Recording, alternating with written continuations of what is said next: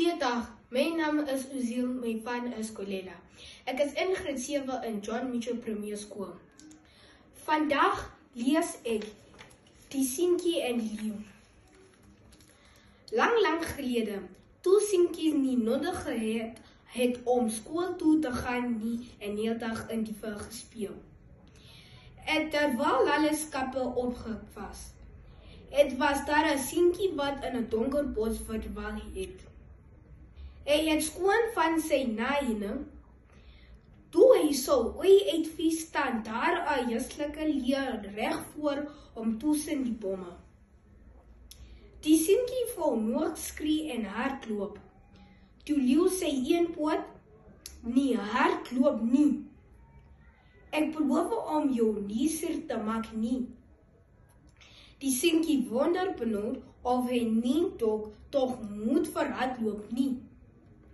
Net nou is die leeu sy hartseer gesig net 'n slim plan om hom te vang en op te vreet. Kyk, sê leeu. En nou sy groot poot met skerp nylons na die seentjie toe uit. Daar is 'n doring in my poot en ek kan dit nie uitkry nie. Die seentjie gee 'n kreekie nadat 'n looi vinnig na leeu se poot. Sover, dat is rooi en gesvel en lyk sommer baie seer. Toe weet hy dat leeu nie jok nie en regtig sy hulp nodig het. Kom, sê die seentjie en bedei. Vir leeu om sy poot om sy skoot te sit. Dit gaan dalk seer wees, want die doring is baie diep. Maar ek sal my bes doen om dit uit te help. Verduidelik die seentjie. Leeu gaan sit styf teen die seentjie.